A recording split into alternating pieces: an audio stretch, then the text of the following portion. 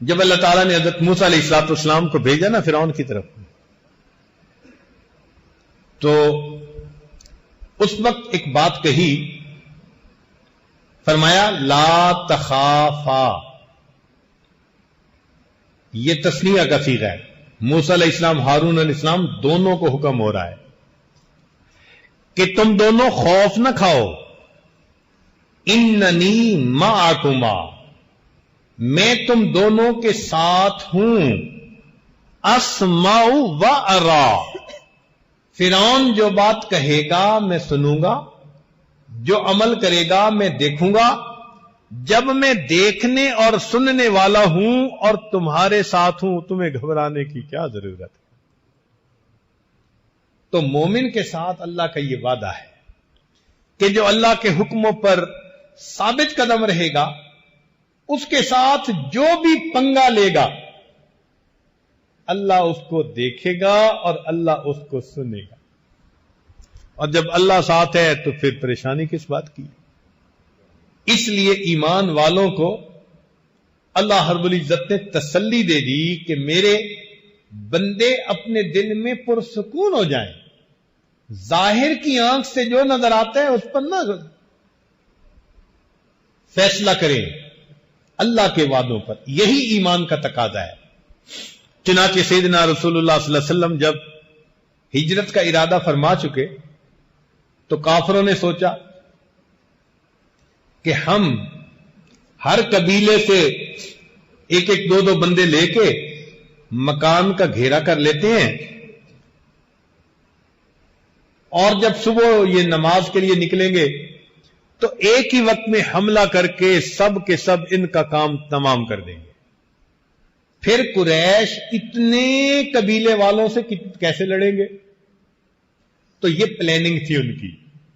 اللہ تعالیٰ ارشاد فرماتے ہیں وَإِذْ يَمْكُرُ بِكَ الَّذِينَ كَفَرُوا، اور یاد کرو اس وقت کو جب آپ کے ساتھ تدبیر کی کافروں نے، لِيُثْبِتُوكَ، کہ آپ کو حبس بے جا میں رکھیں، او یقتلوک، یا آپ کو شہید کر دے، او یخرجوک، یا آپ کو دیس نکالا دے دیں، وَيَمْكُرُونَ وَيَمْكُرُ اللَّهُ، انہوں نے بھی تدبیر کی، اللہ نے بھی تدبیر کی، واللہ خیر الماکرین، اللہ تعالیٰ بہتر ہے سب سے تدبیر کرنے۔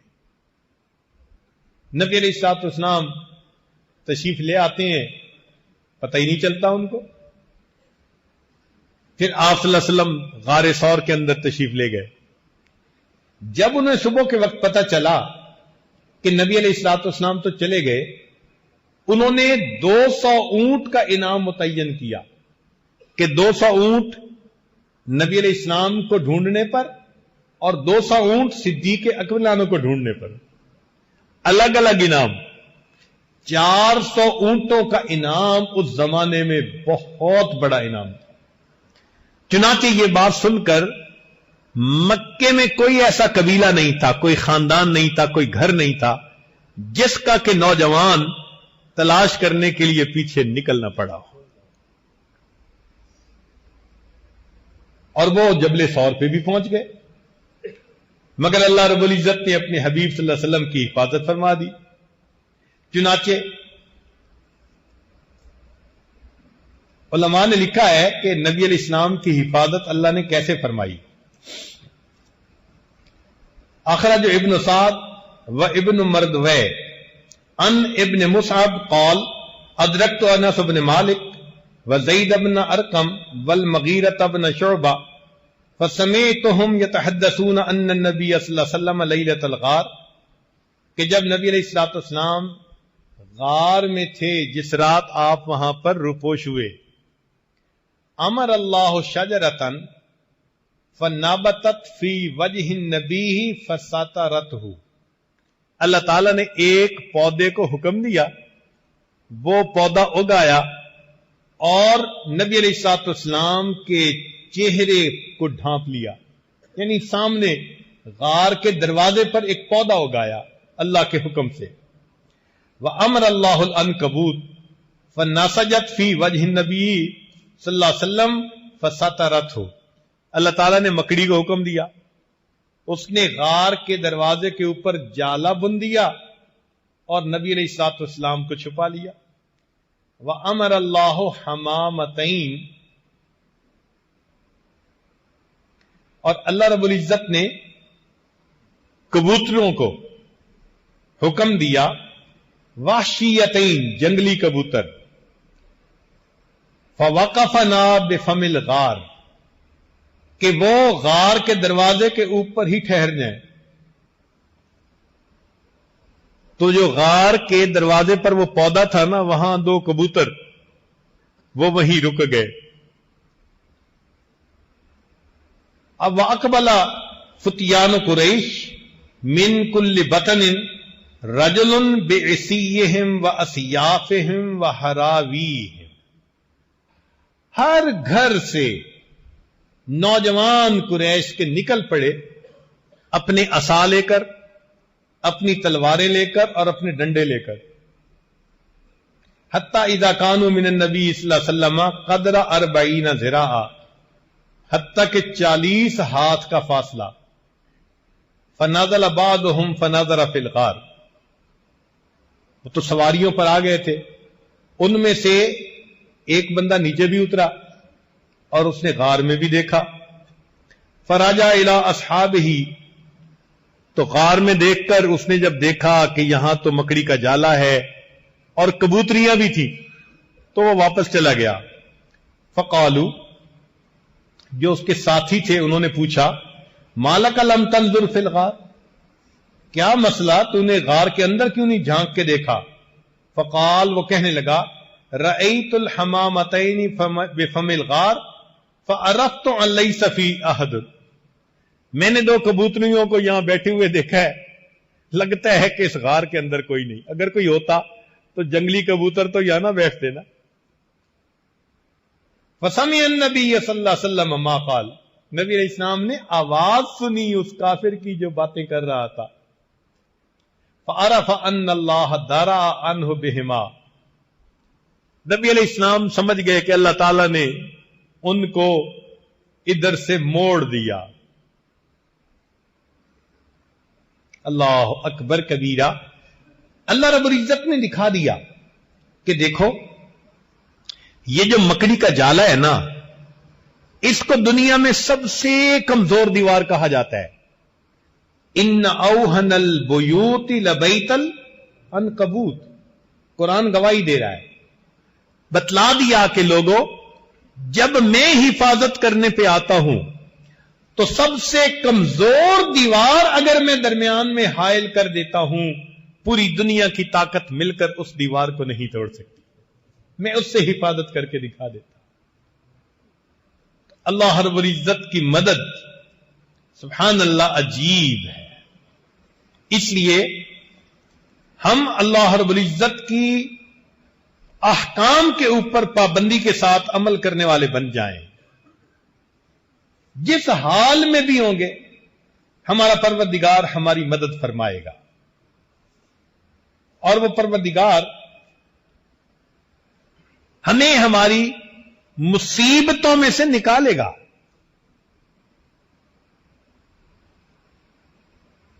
تو نظر کس پر رکھنی ہے؟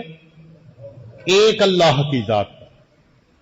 ادھر ادھر سے نگاہیں ہٹا لیں، ایک اللہ رب العزت کی ذات پر اپنی نگاہوں کو جما لیں. ان مشکلات میں وہی ہمارے کام آئے گا، اور ان مصیبتوں سے اور اس کرب اور غم سے وہی ہمیں نجات دلائے گا.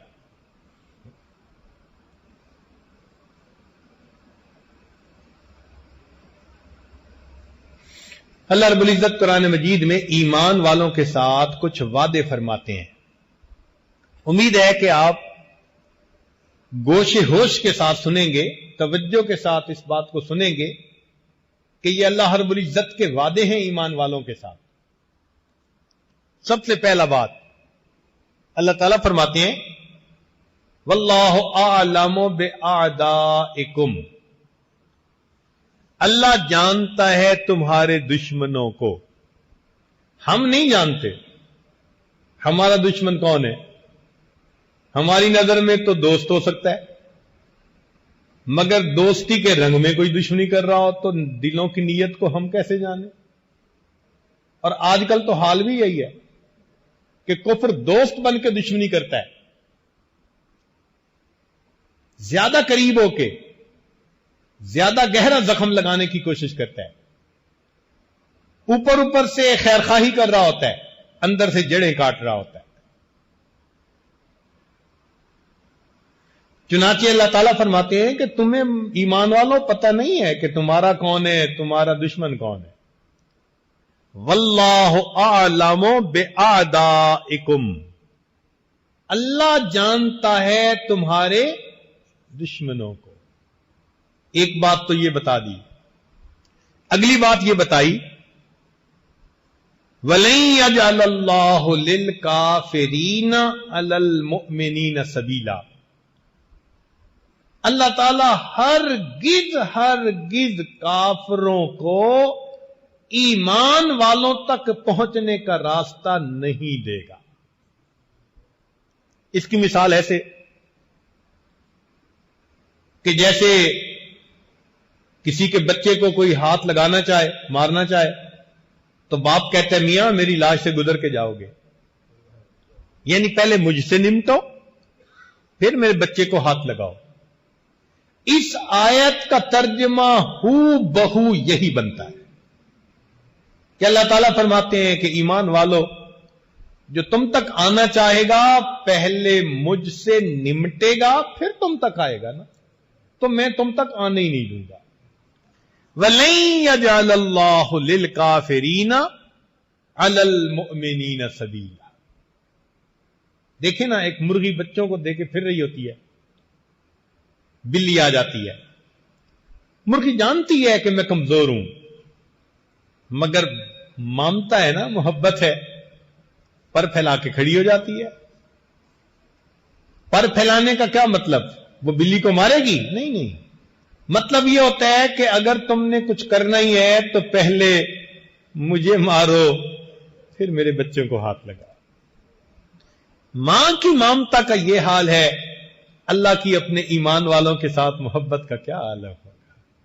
اس لیے فرمایا کہ اگر کافر تم تک آنا چاہیں گے تو میں آنے ہی نہیں دوں گا، میں راستے میں رکاوٹ بن جاؤں گا، ان کا راستہ روک دوں گا، تم تک ان کے ہاتھ پہنچ ہی نہیں سکیں گے۔ یہ دوسرا وعدہ فرما دیا، پھر وضاحت سے بات کہہ دی، اِنَّا لَنَنصُرُ رُسُلَنَا، ہمارے ذمہ ہے مدد اپنے رسولوں کی، وَالَّذِينَ آمَنُوا، اور ایمان والوں کی، فِي الْحَيَاةِ الدُّنْيَا، اس دنیا کی زندگی میں، وَيَوْمَ يَقُومُ الْأَشْهَادُ، اور اس دن جب قیامت ہوگی گواہیاں دی جائیں گی۔ یہ جو انا کا لفظ ہے نا، یہ بڑا معنی خیز ہے۔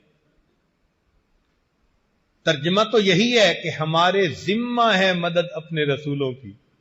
سمجھنے کی خاطر ہم اگر اس کا ترجمہ اپنی زبان میں کریں نا تو وہ یوں بنتا ہے، ہم پر فرض ہے مدد اپنے رسولوں کی اور ایمان والوں کی۔ اللہ تعالیٰ پہ کوئی چیز فرض نہیں ہے، مگر ترجمہ جو الفاظ ہیں ان کا انداز یہی مفہوم دے رہا ہے کہ ہم پر لازم ہے مدد اپنے رسولوں کی اور ایمان والوں کی۔ اب اتنی تسلی سے اگر اللہ تعالیٰ فرما رہے ہو تو یہ کوئی دنیا کا تو وڈیرا نہیں ہے نا، جو آج وعدہ کرے گا کل الٹا کر دے گا، پھر کہے گا جی میری بات کوئی قرآن کا لفظ تھوڑا ہے۔ یہ تو خدا کی بات ہے، یہ مالک الملک کی بات ہے۔ فرما رہے ہیں انا لننصر رسلنا، ہمارے ذمہ ہے مدد اپنے رسولوں کی، والذین آمنوا، اور ایمان والوں کی، فی الحیات الدنیا ویوم یقوم الاشہاد، دنیا کی زندگی میں اور اس دن جب گواہیاں قائم ہوں گی قیامت کے دن بھی۔ چنانچہ اللہ رب العزت ایمان والوں کی مدد فرماتے۔ جنگ یرموک میں ایک موقع ایسا آیا کہ ایمان والے بہت تھوڑے تھے تعداد میں اور نصارہ بہت زیادہ تھے. مورخین نے لکھا ہے کہ جیسے سفید گھوڑے کے جسم پہ چھوٹا سا کالا داغ ہوتا ہے، سفیدی کی طرح دشمن تھے اور چھوٹے کالے داغ کی طرح مسلمانوں کی تعداد تھی. یہ تھے کوئی چند ہزار، 5-7 ہزار، اور وہ تھے کئی لاکھ کی تعداد میں، اور مقابلہ تھا. اس موقع پر جو وہاں امیر لشکر تھے انہوں نے حضرت عمر رضی اللہ عنہ کو خط لکھا کہ ہم بہت تھوڑے، کچھ کمک بھیج دیجیے.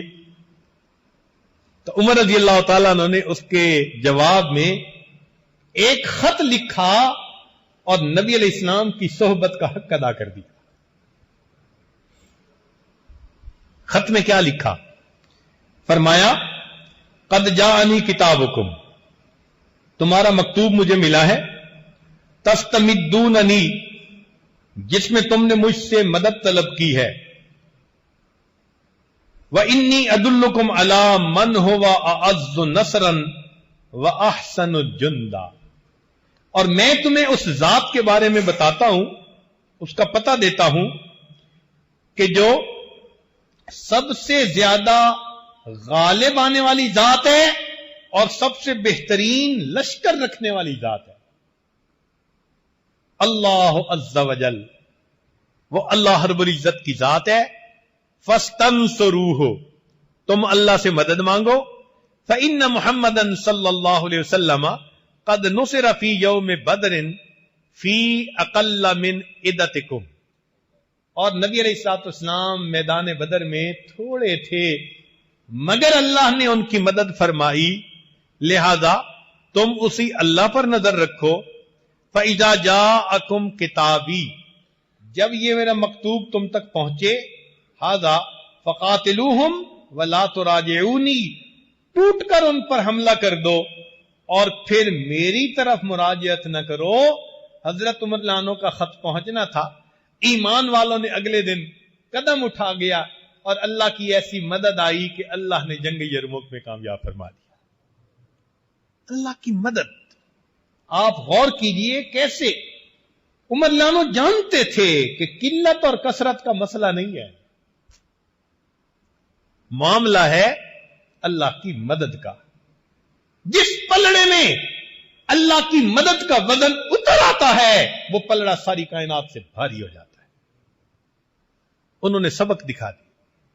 آج ہمیں بھی یہی سبق سیکھنے کی ضرورت ہے کہ ہم ایسے نیک بنے کہ اللہ رب العزت کی مدد ہمارے ساتھ آ جائے. مدد آ گئی پھر خیر ہے، سینکڑوں سال کے مشاہدے غلط ثابت ہو جائیں گے.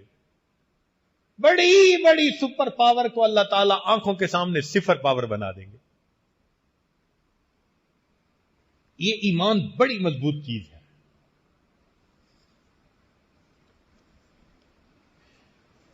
چنانچہ صحابہ رضی اللہ عنہ پر بھی ایک ایسا موقع آیا.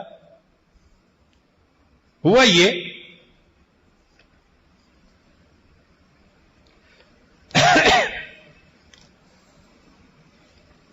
کہ قریش مکہ نے یہ سوچا کہ یہ چھوٹی سی جماعت ہے، ہم سب مل کے جاتے ہیں اور جا کے ان کا قصہ تمام کر دیتے ہیں.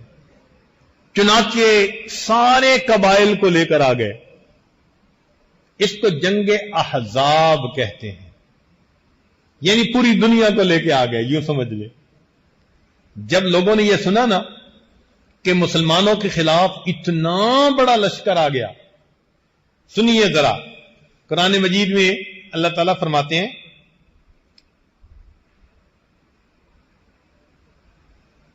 کہ جب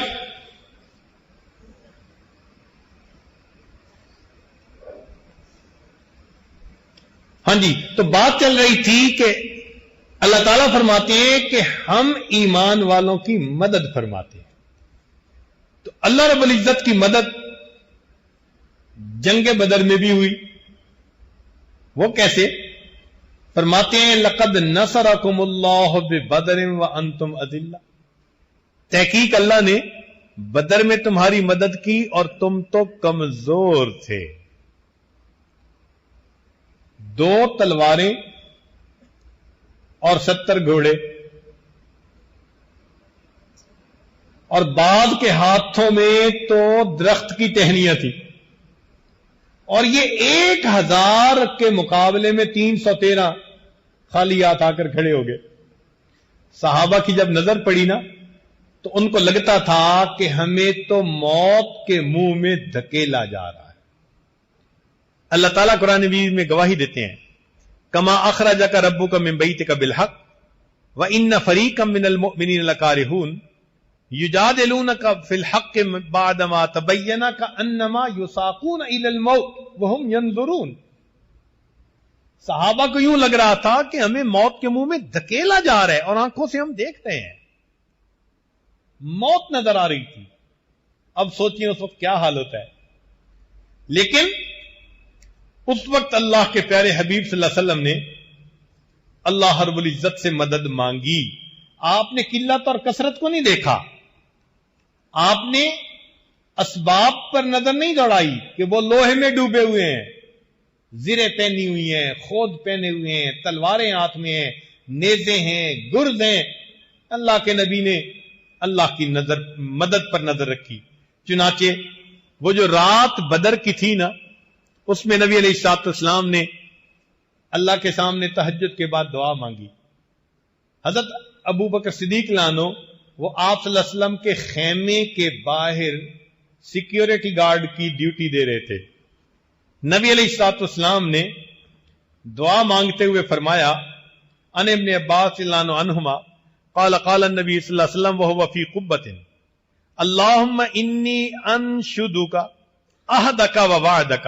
اے اللہ, میں آپ کو آپ کے عہد اور آپ کے وعدے کا واسطہ دیتا ہوں. دیکھا, اللہ نے وعدہ کیا ہوا نا میں مدد کروں گا, تو اللہ کے نبی صلی اللہ علیہ وسلم نے کیا بات کہی, اے اللہ, میں آپ کو آپ کے عہد اور آپ کے وعدے کا واسطہ دیتا ہوں. اللہم ان شئت لم تعبد بعد اليوم. اے اللہ, اگر تو چاہے کہ کفار ہمیں مٹا دیں تو پھر آج کے بعد دنیا میں تیری عبادت کرنے والا کوئی نہیں رہے گا. مرضی تو آپ ہی کی چلنی ہے نا. فاخذ ابو بکر بیدہ. جب نبی علیہ السلام نے یہ دعا مانگی نا تو صدیق اکبر آگے بڑھے, نبی علیہ السلام کا ہاتھ پکڑ کے کہا, فقال حسبک یا رسول اللہ. اے اللہ کے رسول صلی اللہ علیہ وسلم, آپ کے لیے یہ دعا کافی ہے. فقد الحات علی ربک. آپ نے اپنے رب سے اصرار کے ساتھ مانگنے کی انتہا کر دی. کیا عجیب دعا مانگی آپ. یعنی ابو بکر صدیق لانوں کو یقین آ گیا اب اللہ کی مدد اتر کر رہے گی. اور واقعی ایسا ہوا کہ دن ہوا سیہزم الجمع ویولون الدبر. وہ جماعت شکست کھا گئی, پیٹ پھیر کر بھاگ گئی. اللہ تعالی نے ایمان والوں کو اس وقت اپنی مدد سے فتح عطا فرما دی. شاہنامہ اسلام لکھا ہے حفیظ جالندری نے, نوجوانوں کے پڑھنے کی چیز ہے. اس میں جب صحابہ نبی علیہ السلام کی معیت میں میدان بدر میں پہنچے نا تو وہاں کے پہاڑ کی کیا حالت تھی, انہوں نے ذرا شاعرانہ انداز میں اس کو بیان کیا ہے. خشک پہاڑ تھے. لکھتے ہیں, یہ تشنہ لب جماعت جب یہاں پر رک گئی آ کر. یہ تشنہ لب جماعت جب یہاں پر رک گئی آ کر, دعا کی دامن صحرا نے دونوں ہاتھ پھیلا کر, کہ اے صحرا کو آتشناک چہرہ بخشنے والے, رخ خورشید کو کرنوں کا صحرا بخشنے والے, ازل کے دن سے اب تک بھاڑ میں بھنتا رہا ہوں میں, صدائے رعد و باران دور سے سنتا رہا ہوں میں, ہوا ہوں جب سے پیدا جان پانی کو ترستی ہے, میرے سینے کے اوپر آگ کی بدلی برستی ہے. میں سمجھا تھا مقدر ہو چکی ہے دھوپ کی سختی، میری قسمت میں لکھی جا چکی ہے سوختہ بستی، بنایا رفتہ رفتہ سخت میں نے بھی مزاج اپنا، لیا ہر آبلا پاسے زبردستی خراج اپنا، خبر کیا تھی الہی ایک دن ایسا بھی آئے گا کہ تیرا ساقی کوثر یہاں تشریف لائے گا۔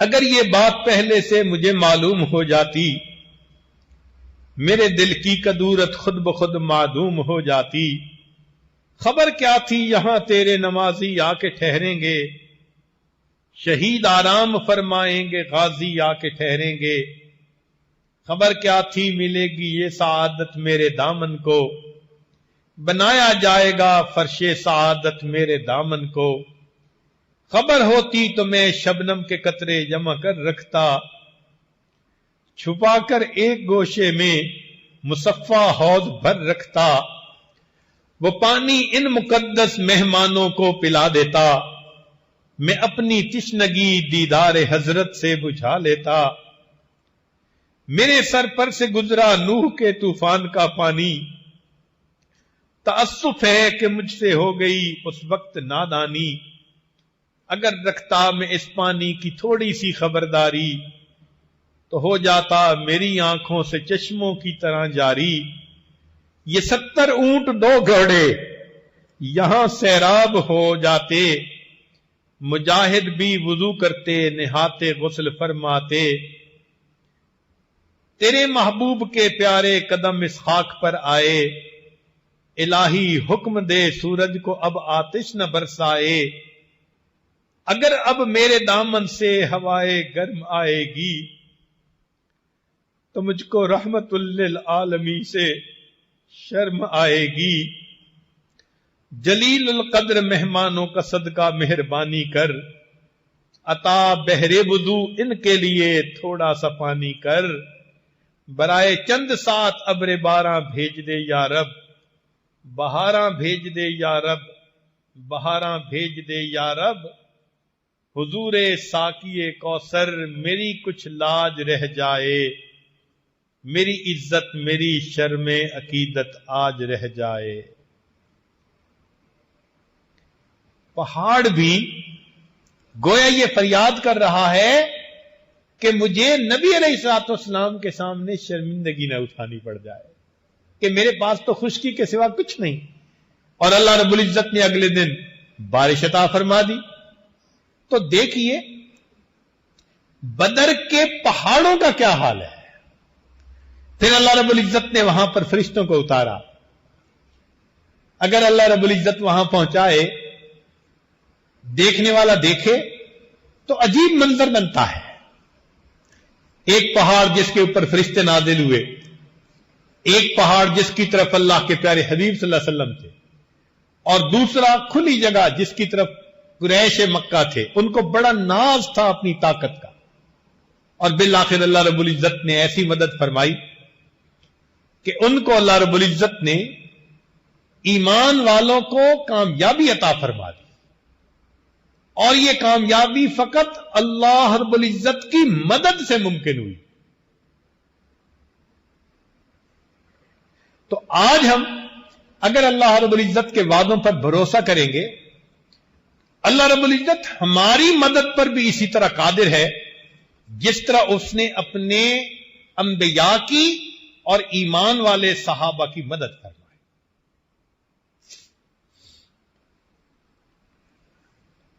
تو غزوہ احزاب میں پھر کافر آ گئے کہ سارے قبیلوں کو لے کر چلتے ہیں اور ایک ہی وقت میں ایمان والوں کو ختم کراتے ہیں۔ اس وقت لوگ جب دیکھتے تھے تو وہ کہتے تھے الذین قال لهم الناس ان الناس قد جمعوا لكم فاخشوهم، کہ لوگ تمہارے لیے جمع ہو کر آ گئے، ڈرو۔ فزادہم ایمانا، اس بات کو سن کر ایمان والوں کا ایمان بڑھتا تھا۔ دیکھو آج کے حالات کو جنگ احزاب پہ ذرا منطبق کر لو، उस वक्त भी कुरैश पूरी दुनिया की सपोर्ट लेके आ गए थे ईमान वालों को खत्म करने के लिए, और यही यहूदी डराते थे, इन्नन्नास कद जमाऊ लकुम, सारे इंसान जमा होकर तुम्हारे लिए आ गए हैं, फख्शौहुम, ओ भाई डरो, कोई फिक्र करो। अल्लाह ताला क्या फरमाते हैं कि ये सुन के ईमान वालों का क्या मामला था, फजादहुम ईमाना, उनका ईमान बढ़ जाता, इसलिए कि उनको यकीन था कि अल्लाह की मदद हमारे साथ है। और वकालू, वो क्या कहते थे, हस्बुनल्लाहु व निअमल वकील। इसलिए आज के बयान में यही आयत पढ़ी गई कि हालात जैसे भी हैं, ईमान वालों को नजर किस पर रखनी है, अल्लाह रब्बुल इज्जत, अल्लाह बस, बाकी हवस, हमें एक अल्लाह काफी है। तो कोशिश ये करनी चाहिए कि हम अपने गुनाहों से तौबा करके अपने परवरदिगार को राजी कर लें। जब वो परवरदिगार राजी हो गया और उसने मदद का इरादा फरमा लिया, याद रखना ईमान वालों को दुनिया से कोई खत्म नहीं कर सकता। अल्लाह ताला इरशाद फरमाते हैं, फनक़लबू बिनिअमतिम मिनल्लाह, ये ईमान वाले लौटे अल्लाह की नेमत के साथ, वफ़ज़लिन लम यमससहुम सू, और फजल के उनको मस नहीं किया बुराई ने, वत्तबऊ रिज़वान अल्लाह वल्लाहु ज़ू फ़ज़लिन अज़ीम, अल्लाह ताला बड़े फजल वाला है।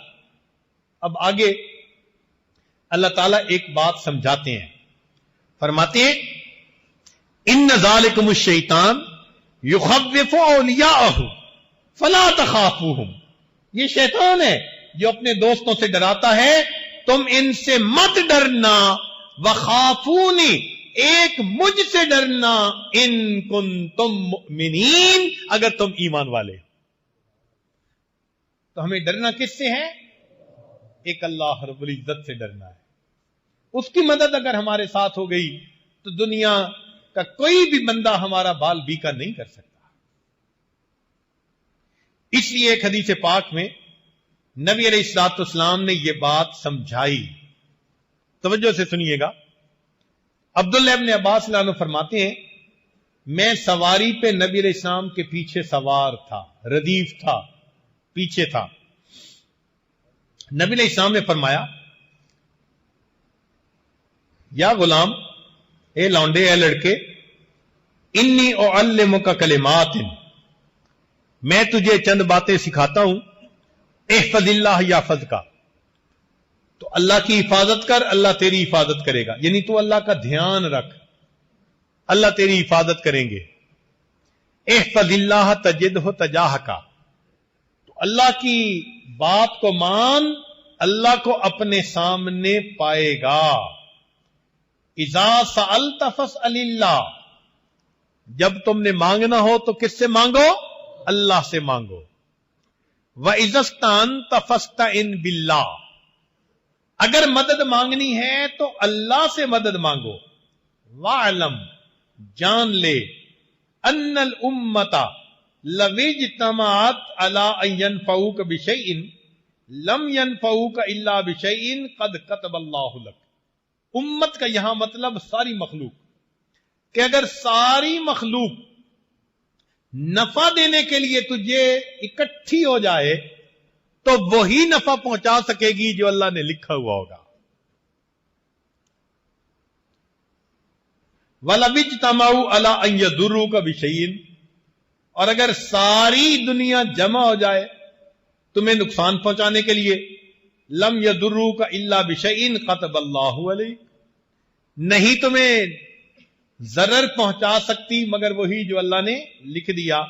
रुफ़िअतिल अक़लाम, कलम उठा ली गई, वजफ़तिस सुहुफ़, और सहीफे की स्याही खुश्क हो चुकी, लिखना था जो अल्लाह ने लिखा जा चुका। लिहाजा अब पूरी दुनिया तुम्हें ना नफा दे सकती है ना नुकसान दे सकती है। अगर कुछ हो सकता है तो अल्लाह की मशीयत के साथ हो सकता है। तो हमें अगर मदद मांगनी है तो किससे, अपने परवरदिगार से मदद मांगनी है। اس لیے حضرت موسیٰ علیہ السلام سے جب قوم نے کہا تھا نا کہ ہمیں تو آپ کے آنے سے پہلے بھی مصیبت تھی اور آپ کے آنے کے بعد بھی، اوذینا من قبل ان تأتینا ومن بعد ما جئتنا، تو حضرت موسیٰ علیہ السلام نے اس کے جواب میں کیا کہا تھا؟ قال موسیٰ لقومہ، موسیٰ علیہ السلام نے اس قوم کو یہ فرمایا، استعینوا باللہ واصبروا، اللہ سے مدد مانگو اور صبر اختیار کرو۔ دو باتیں کہی جا رہی ہیں، مدد کس سے مانگو اور دوسری بات کیا کرو؟ سبحان اللہ، استعینوا باللہ واصبروا۔ چنانچہ جب قوم نے صبر کیا، اللہ سے مدد مانگی، اللہ نے مدد کر دی۔ ہمیں بھی یہی حکم دیا گیا۔ قرآن عظیم الشان اللہ تعالیٰ ارشاد فرماتے ہیں، وَاسْتَعِینُوا بِالصَّبْرِ وَالصَّلَاةِ، مدد مانگو صبر کے ساتھ اور نماز کے ساتھ۔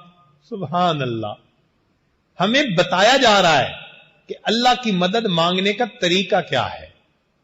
صبر کرو، اپنے اندر صبر و ضبط پیدا کرو، پہلی بات، اور دوسری بات کہ نماز کے ذریعے مدد مانگو۔ سبحان اللہ، اللہ کے پیارے حبیب صلی اللہ علیہ وسلم امت کے لیے 23 سال روتے رہے۔ کوئی ماں کبھی بچے کے لیے 23 سال نہیں روئی، کوئی باپ بیٹے کے لیے 23 سال نہیں رویا ہوگا۔ میرے آقا صلی اللہ علیہ وسلم امت کے لیے 23 سال روتے رہے۔ 23 سال رونے کے بعد اللہ کے حبیب صلی اللہ علیہ وسلم امت کو بے یار و مددگار چھوڑ کے نہیں چلے گئے، بلکہ اس امت کو نماز کے ذریعے اللہ سے مانگنے کا طریقہ سکھا کر گئے ہیں کہ اگر میرے جانے کے بعد تم پر کوئی وقت آ جائے گا تو تم اس وقت نماز کے ذریعے اپنے رب سے مانگنا۔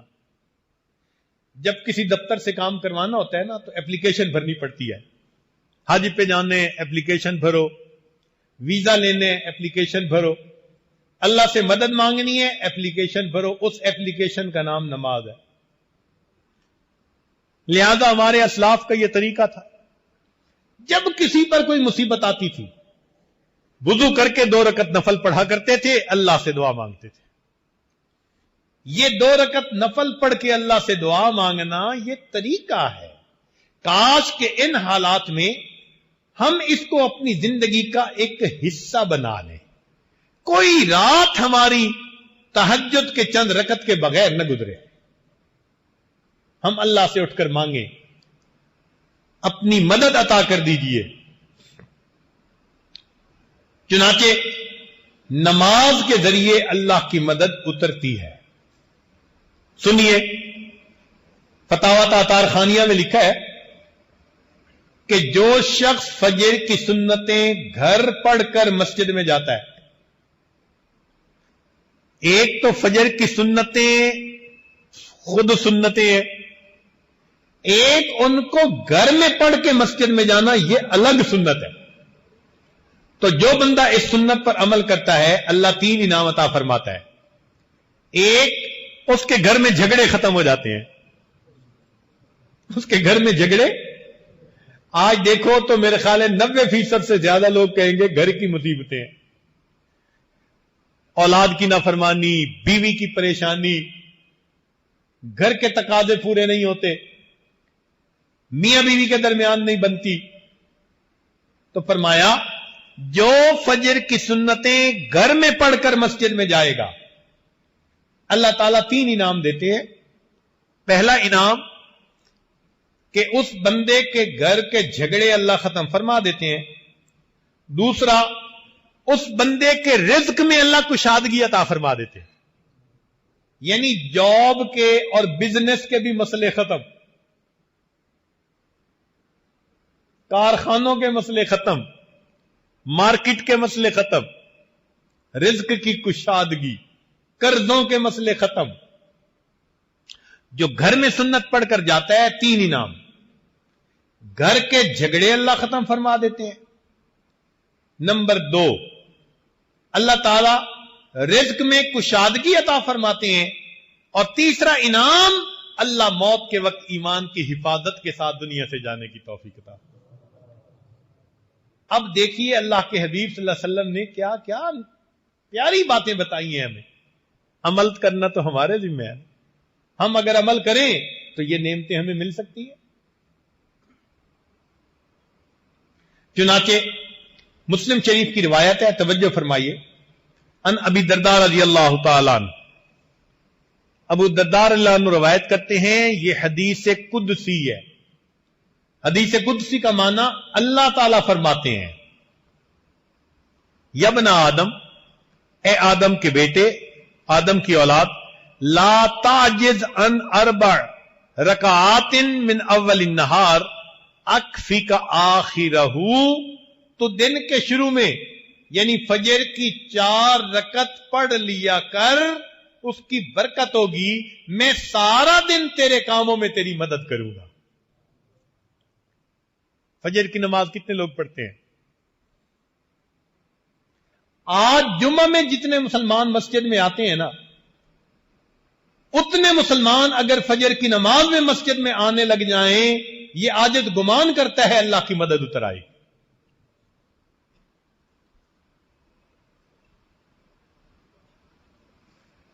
تو فرمایا دن کے شروع میں 4 رکعت پڑھ لیا کر، میں سارا دن تیرے کاموں میں تیری مدد کروں گا۔ دیکھو نماز سے اللہ کی مدد کیسے اترتی ہے۔ یہ نماز عجیب نعمت ہے، بندے کو اللہ سے ملا دیتی ہے، بلکہ بندے کو اللہ کا محبوب بنا دیتی ہے۔ سنیے، ابن سنی نے ام میمونہ رضی اللہ تعالی عنہا سے یہ حدیث روایت کی ہے، فرماتے ہیں اللہ تعالیٰ ارشاد فرماتے ہیں، ما تقرب الی العبد بمثل اداء فرائضی، کہ میرا بندہ میرا اتنا تقرب نہیں پا سکتا جتنا کہ فرض ادا کرنے سے تقرب پا سکتا ہے۔ اس کو کہتے ہیں قرب بالفرائض، یعنی فرائض پر عمل کرنے کی وجہ سے انسان اللہ کے قریب ہو جاتا ہے، اس کے پیارے بندوں میں شامل ہو جاتا ہے۔ تو جو بندہ فرائض ادا کرے وہ اتنا قریب، اور جو نفل پڑھے تو cherry upon the cake, cake کے اوپر تھوڑی سی کریم رکھتے ہیں نا، میٹھی مزے کی ہوتی ہے، تو وہ نفل اتنے اچھے اللہ کو پیارے لگتے ہیں۔ دستور کی بات ہے کہ جو بندہ ایکسٹرا ٹائم میں اپنے مالک کا کام کرے تو وہ پیارا لگتا ہے۔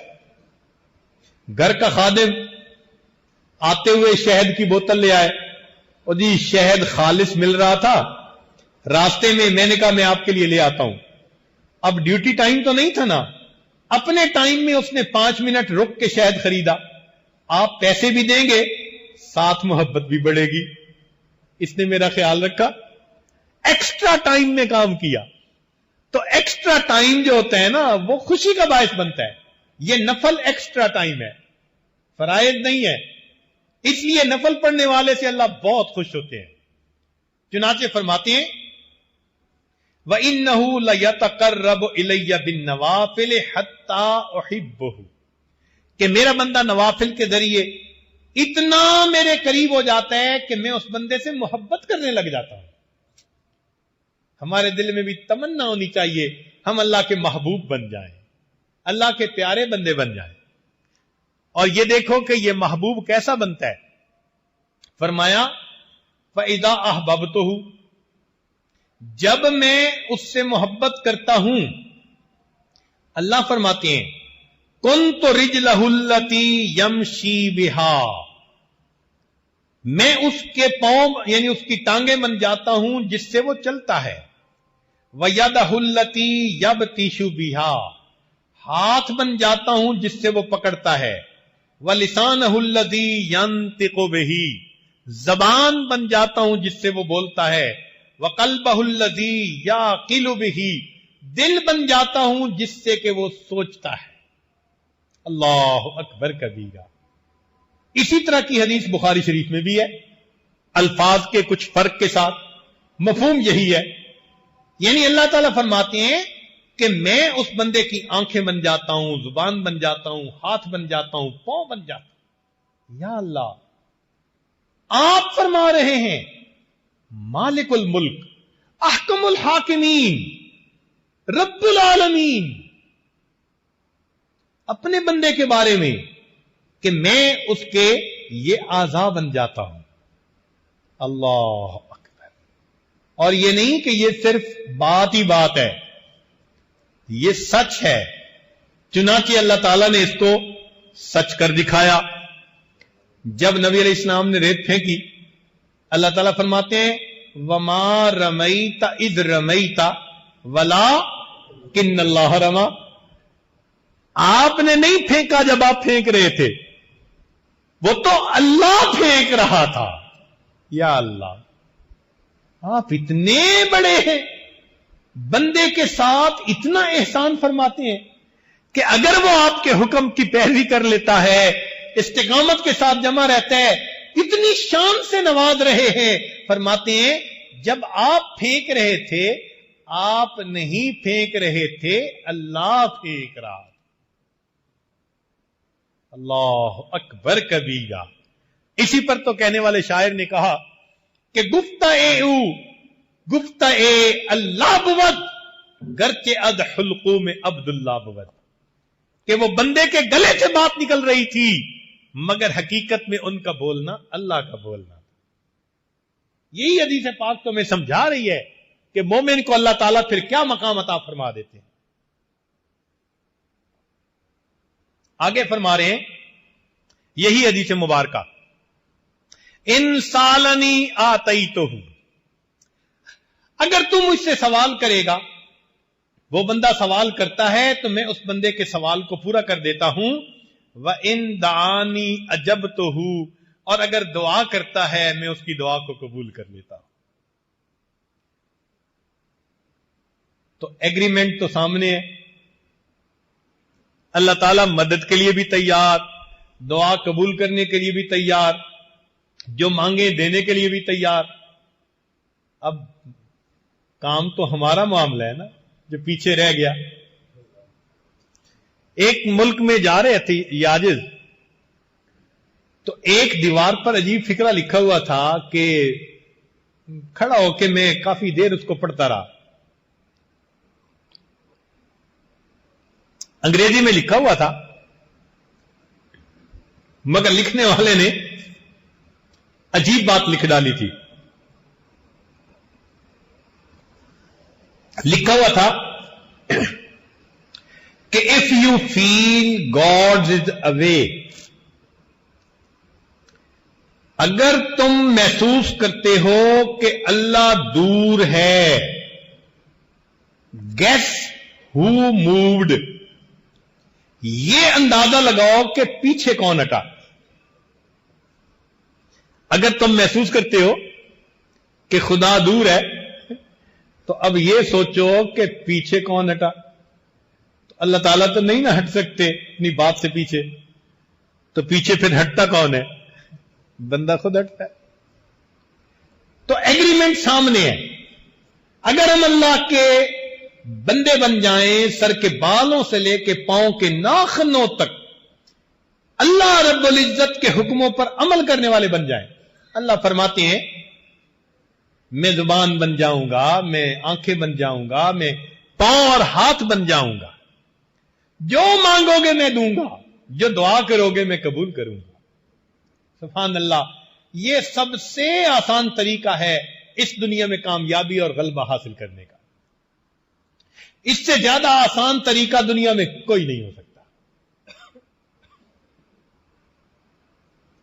और अगर इंसान अल्लाह के दर से रास्ता भूल जाए और रुख फेर ले, तो एक हदीस पाक में अल्लाह फरमाते हैं इब्न आदम तफर्रग ले इबादती अमलाउ सदरका गिनन, तो मेरी इबादत के लिए अपने आप को फारिग कर ले, मैं तेरे सीने को गिना से भर दूंगा।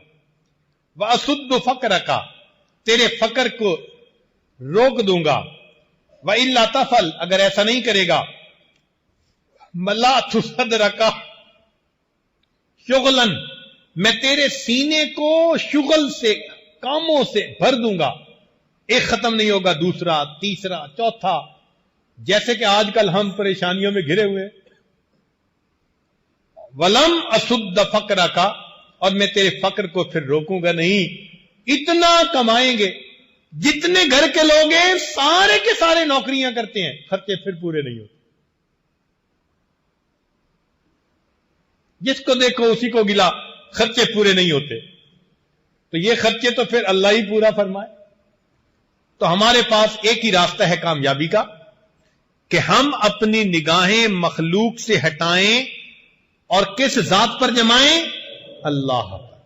और यूं कहें हस्बुनल्लाह, हमें अल्लाह। इस लफ्ज को जरा सोचिएगा, ये हम बहुत बड़ी बात कर रहे हैं। हमारे लिए अल्लाह काफी है। इसलिए अल्लाह फरमाते हैं वतवक्कल अलल्लाहि वकफा बिल्लाहि वकीला, मैं यतवक्कल अलल्लाहि फहुव हस्बु। जो अल्लाह पर तवक्कुल करते हैं अल्लाह उसके लिए काफी होता है। वअलल्लाहि फतवक्कलू इन कुंतुम मुमिनीन। फरमाया इलैहि यरजिउल अम्रु कुल्लु फअबुदहु वतवक्कल अलैहि। हमें बार बार कहा गया अल्लाह पर तवक्कुल, अल्लाह पे ध्यान, अल्लाह पे नजरें जमाओ। लिहाजा जो अल्लाह का दोस्त बनता है, फिर अल्लाह रब्बुल इज्जत उसका मामला खुद समेटता है। हदीस मुबारका सुन लीजिए। फरमाया मन आदली वलियन फकद आज़नतहु बिल हर्ब। जिसने मेरे वली से दुश्मनी की, मेरा उसके साथ ऐलान जंग है। सुनिए अल्लाह का दोस्त बनने का फायदा। मन आदली वलियन, जिसने मेरे वली से दुश्मनी की, फकद आज़नतहु बिल हर्ब। अल्लाह ताला फरमाते हैं मेरा उसके साथ ऐलान जंग है। अल्लाह अकबर कबीरा। और वाकई अल्लाह रब्बुल इज्जत ने अपना वादा सच कर दिखाया। चुनाचे बदर में साहबा समझते थे कि हमने काफरों को कत्ल किया, अल्लाह ने बात ही साफ कर दी। फरमाया फलम तक्तुलूहुम वलाकिन्नल्लाह कतलहु। मेरे मालिक तेरी अजमत पे कुर्बान जाएं, आप अपने कौल के कितने सच्चे हैं। फरमाते हैं कि तुमने कत्ल नहीं किया, उनको किसने कत्ल किया? अल्लाह ने कत्ल किया। तो भाई हम अगर अपने अल्लाह पर नजरें जमाएंगे, वो हमारे उल्टे कामों को सीधा कर देंगे, हमारी मुश्किलात को आसान कर देंगे, हमें मुसीबतों से अल्लाह ताला महफूज फरमा देंगे। इसलिए हमें कहना चाहिए हस्बुनल्लाह व निअमल वकील, निअमल मौला व निअमन नसीर। कुरान मजीद में अल्लाह ताला एक बात बड़े अजीब अंदाज से फरमाते हैं। इरशाद फरमाया अलैहिस्सलाहु बिकाफिन अब्दा। अल्लाह अकबर। ये आयत पढ़ती है ना तो दिल को कुछ होता है। अल्लाह फरमाते हैं क्या अल्लाह अपने बंदे के लिए काफी नहीं है? अलैहिस्सलाहु बिकाफिन अब्दा, क्या अल्लाह अपने बंदे के लिए काफी नहीं है? मुफस्सिरीन ने फरमाया कि मकसूद कहने का यह था अलैहिस्सलाहु बिकाफिन इबादहु, क्या अल्लाह अपने हर बंदे के लिए काफी नहीं है? हमारे लिए अल्लाह अलैहिस्सलाहु बिकाफिन अब्दा। जब कुरान मजीद की आयत पढ़ ली तो अब हमें क्या जवाब देने कि हमारे लिए अल्लाह। अब जरा एक हदीस मुबारका सुन लीजिए, क्योंकि आजकल के हालात में परेशान हाल लोग कहते हैं जी कुछ पढ़ने को बता दें, तो भाई पढ़ने की बात भी सुन लीजिए। दुरे मंसूर में हजरत बुरैदा रजी अल्लाह ताला अन्हु रवायत करते हैं कि 10 कलिमात पढ़ने वाले के लिए अल्लाह काफी हो जाते हैं। 10 कलिमात ऐसे हैं, 10 फिक्रे, 10 बातें कि जो बंदा इनको रोजाना पढ़े उसके लिए अल्लाह काफी हो जाते हैं। उनमें से 5 फिक्रे दुनिया से मुताल्लिक और 5 फिक्रे। इन 10 फिक्रों को याद कर लें, एक फिक्र भी रोज याद करें तो 10 दिन में हदीस पाक याद हो जाएगी, और इसको अपनी दुआओं का हिस्सा बना लें। जब आप इसको पढ़ेंगे तो अल्लाह ताला आपके कामों में आपकी किफायत फरमाएंगे। पहला फिक्रा फरमाया हस्बी अल्लाह ले दीनी میرے دین کے لیے میرا اللہ کافی ہے. یعنی دین میں کوئی فتنہ اور فساد نہ آ جائے. دین میں فتنے دو طرح سے آتے ہیں، ایک شبہات کی وجہ سے اور ایک شہوات کی وجہ سے. تو اللہ تعالی ہمیں ان دونوں فتنوں سے محفوظ فرمائے، ہمارا دین سلامت رہے. تو پہلا فکرہ حسبی اللہ لدینی، دوسرا فکرہ حسبی اللہ لما اہمنی، میرا اللہ کافی ہے ہر اس چیز کے لیے جو مجھے پریشان کرتی ہے. بندہ کرتا ہے، کوئی چیز کرتی ہے، کاروبار کرتی ہے، جو بھی ٹف ٹائم دے رہی ہے، میرا اللہ اس کے لیے کافی ہے. حسبی اللہ لما اہمنی. تیسرا فکرہ حسبی اللہ لمن بغا علیہ، میرا اللہ کافی ہے ہر اس کے لیے جو مجھ پر سرکشی کرے، چڑھ دوڑے. تو اگر کوئی ہمارے اوپر چڑھ دوڑنا چاہتا ہے تو اللہ اس کے لیے کافی ہو جائے گا. حسبی اللہ لمن حسدنی، میرا اللہ کافی ہے ہر اس کے لیے جو مجھ سے حسد کرتا ہے. دفتروں کی زندگیوں میں تو بہت حسد ہوتا ہے، لیگ پلنگ. تو اللہ نے ان سب حاسدوں سے بندے کو نجات عطا فرما دیں. اور پانچواں حسبی اللہ لمن کادنی بسوء، میرا اللہ کافی ہے ہر اس کے لیے جو میرے خلاف برے منصوبے بناتا ہے. اب برے منصوبے بنانا والا کوئی بھی ہے، کوئی بندہ ہے، کوئی جماعت ہے، ایمان والوں کے خلاف کوئی ملک بنا رہا ہے، جو مرضی بنا رہا ہے، اللہ ان سب کے لیے. یہ 5 باتیں دنیا کے لیے ہو گئیں، 5 باتیں آخرت کے لیے. تو فرمایا حسبی اللہ عند الموت، چونکہ موت کا لمحہ انسان کی زندگی کا سب سے زیادہ نازک لمحہ ہوتا ہے. حسبی اللہ عند المسألۃ القبر، میرا اللہ کافی ہے قبر کے سوال جواب کے وقت میں. حسبی اللہ عند المیزان، میرا اللہ کافی ہے میزان پر جب اعمال تو لے جائیں گے. 9ویں بات حسبی اللہ عند الصراط، میرا اللہ پل صراط پر گزرنے کے لیے کے وقت میرے لیے کافی ہے. حسبی اللہ عند الصراط. اور 10ویں بات حسبی اللہ لا الہ الا ہو علیہ توکلت و الیہ انیب. اگر یہ 10 فکرے ہم ہر نماز کے بعد پڑھ لیں، ہمارا پروردگار دنیا اور آخرت کے تمام مسائل کے لیے ہمیں کافی ہو جائے گا. اور ہم دل میں بھی یہی بھروسہ رکھیں کہ میرے لیے میرا اللہ. یہ سبق یاد رکھیے کہ آج کی اس مجلس میں یہ سبق ہمیں پڑھا دیا کہ ہمارے لیے ہمارا اللہ، ہمارا پروردگار کافی ہے. سیدنا علی کرم اللہ وجہ عجیب بات فرماتے تھے اے اللہ میرے لیے یہی عزت کافی ہے کہ تو میرا پروردگار ہے.